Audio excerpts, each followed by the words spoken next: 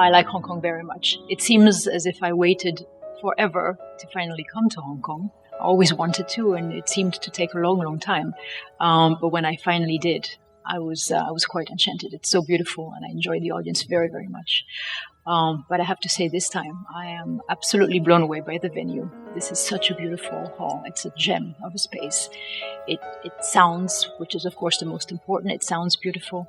It feels good, it's warm, it's intimate, but at the same time the sound has a really very defined, very clear quality. It's a very musical space. It's really a pleasure to be in, so I'm very happy. I guess the message behind the program is really what a muse nature can be.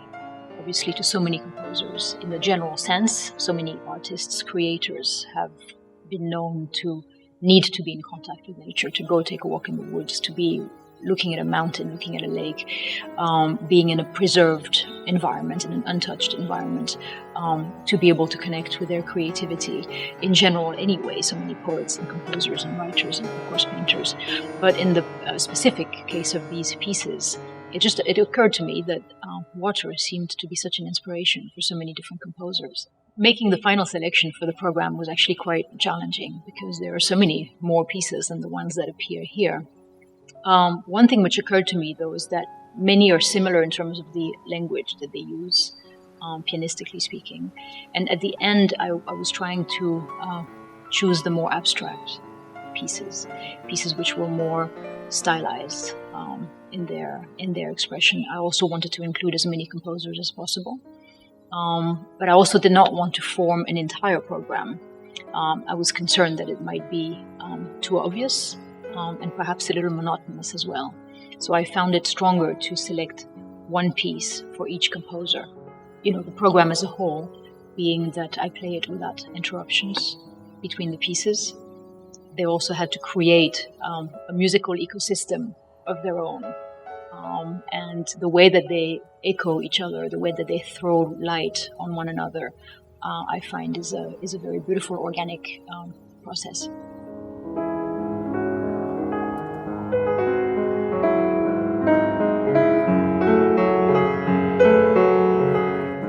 Well, I felt that through my music would not be enough.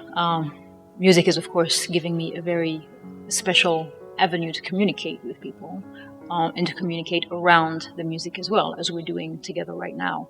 But of course, it would not be enough, hence the creation of the Wolf Conservation Center. I wanted to create an environmental education organization because I really feel that there is no long-term hope for conservation without education, because it is human tolerance or the lack thereof which is the main obstacle to controversial animals' survival, such as the wolf. So that, and of course direct conservation with putting animals back in at least parts of their original range.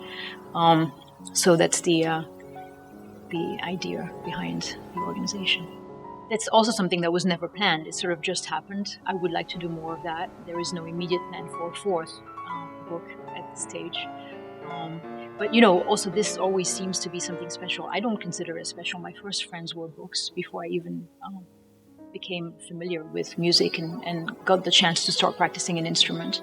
I was spending most of my time inside reading. And then if you look at a lot of musicians have actually written. It seems to be another way of translating emotions. If you ask me, it's as powerful and evocative as it can be. There is still no match for what music can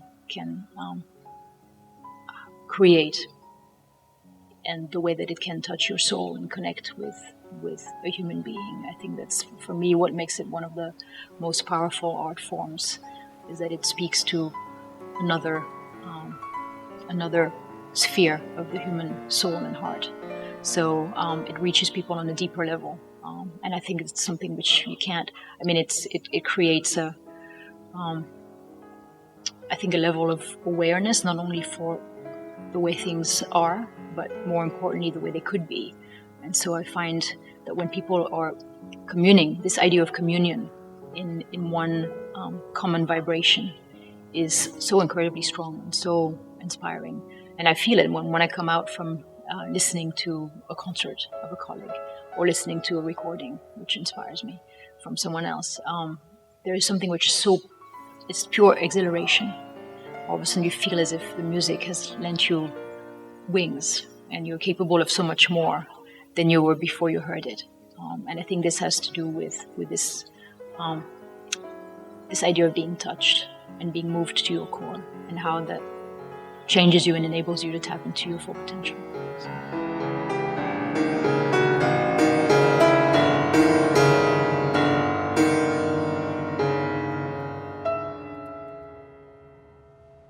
That it does complement it. I hope that it all makes sense, looking at the bigger picture.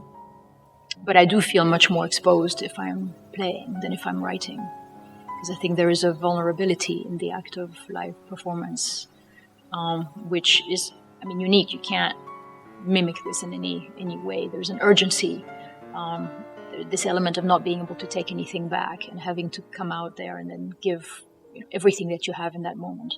It may not be enough.